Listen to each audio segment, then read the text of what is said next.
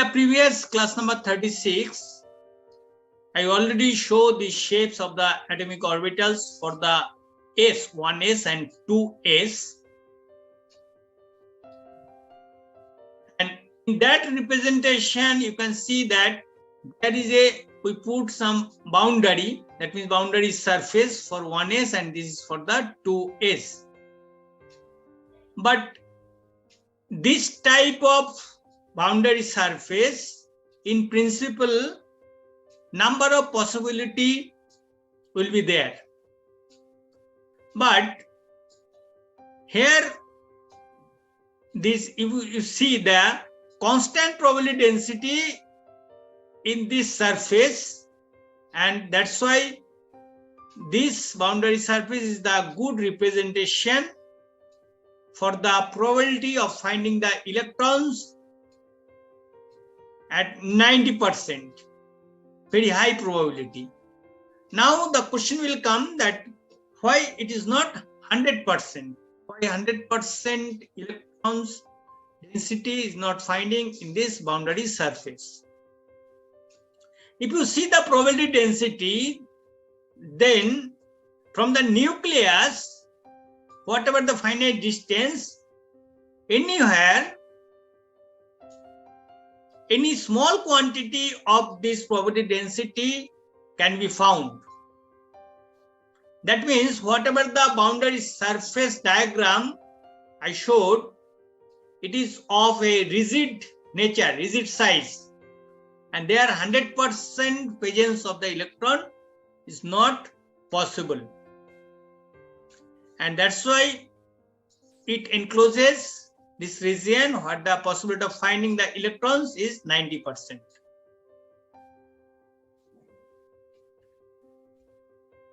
This figure is 1s and this is the 2s boundary diagram. And if you see that this is spherical in nature, and spherical nature means from the center, the direction, that means the distance in any direction, it is the equal. You consider about the small tennis ball. So if it is center is the nucleus, then the surface from anywhere from the nucleus, that distance is equal. And regarding the different types of balls, that means table tennis balls, football, the size is different.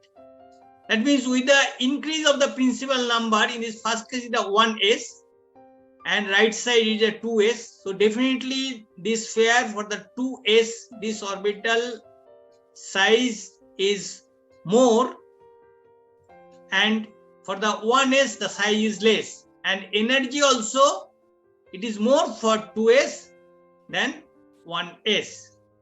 So this order will be like that. For 1s it is the least in respect of size and energy, and it will increase the both size and energy for 2s, and then again it will increase for the 3s, and 4s also it is further will increase in respect of size and energy. Now we'll consider about the p orbitals. So p orbitals, you see that it has the two lobes. P orbitals, that means that 2p means principal quantum number is 2, and then L, azimuthal quantum number is 1. So for azimuthal quantum number is 1, then the magnetic quantum number, it will be -1, 0, +1. It is like that.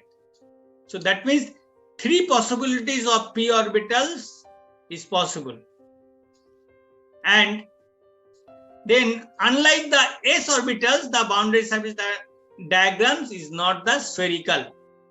What I already told, and that these two sections are called the lobes, and which passes through the nucleus.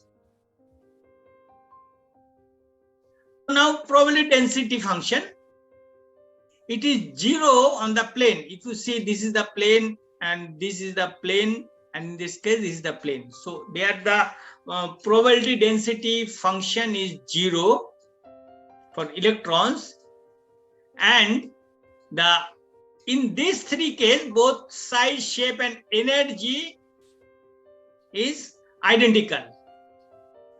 That means the size, shape and energy of these three orbitals remain identical. Only what is the difference? You can see with this figure, only the direction of the lobes. And when the lobes is directed to the x-axis, then it is called the 2px. And when these two lobes is directed to the y-axis, then it is called 2py. And when these two lobes are directed to the z-axis, then it is called 2pz.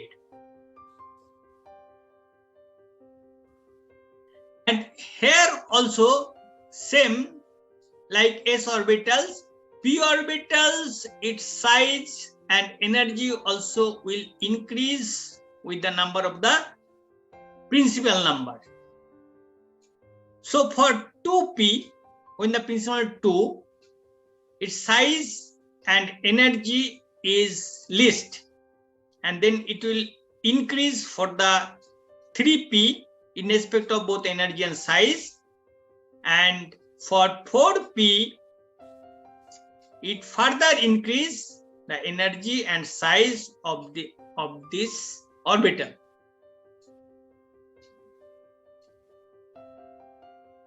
And like s orbitals, the probability density function for the p orbitals also pass through the 0. We have seen that r value, when it increase, then chi-square value will decrease to the 0. And in this case also, that means for the p orbitals also, this value also pass through the 0.